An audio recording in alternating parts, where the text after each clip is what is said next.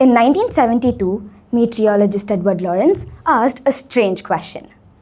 Does the flap of a butterfly's wings in Brazil set off a tornado in Texas?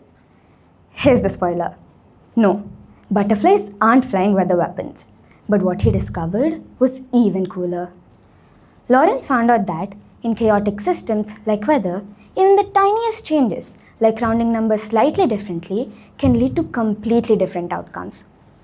This idea became known as the butterfly effect. I've heard about the butterfly effect before, but I never really got what it meant.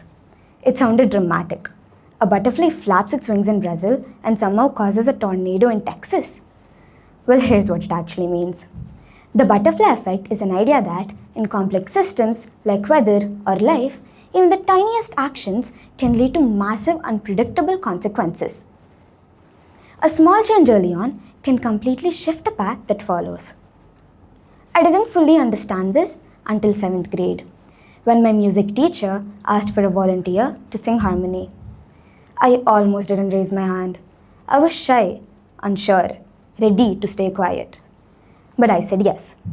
That small moment led to a choir, then to solos, and eventually to a kind of confidence I thought I'd never have before. One small decision, barely a few seconds long, had completely shifted the direction of everything which followed behind. Turns out, this isn't just philosophy. Stanford researchers call this the approach behavior, those brief decisions to lean in instead of pull back. And Harvard psychologists have showed that these small choices, repeated over time, can actually reshape the brain, building confidence, resilience, and momentum. So the real issue isn't that we lack drive or intelligence. It's that we were trained to look for transformation in the wrong places. We always wait for the big moment, the perfect opportunity, the once-in-a-lifetime chance, thinking that change will come like a lightning bolt. But more often, it comes quietly.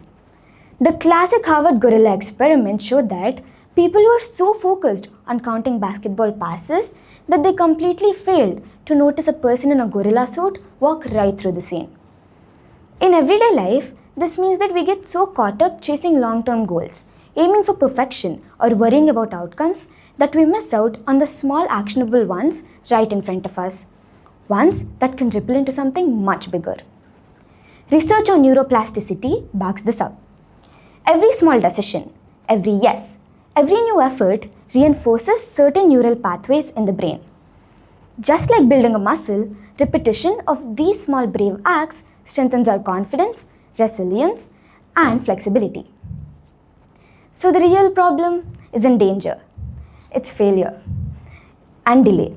It's the hesitation to act when the stakes seem so low but the potential is huge.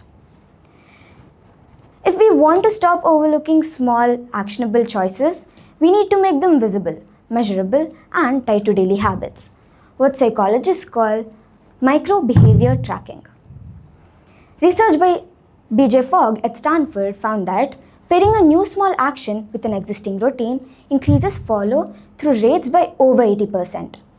For example, if the goal is to build public speaking confidence, the micro-action can be, after I brush my teeth at night, I will record myself speaking for 30 seconds.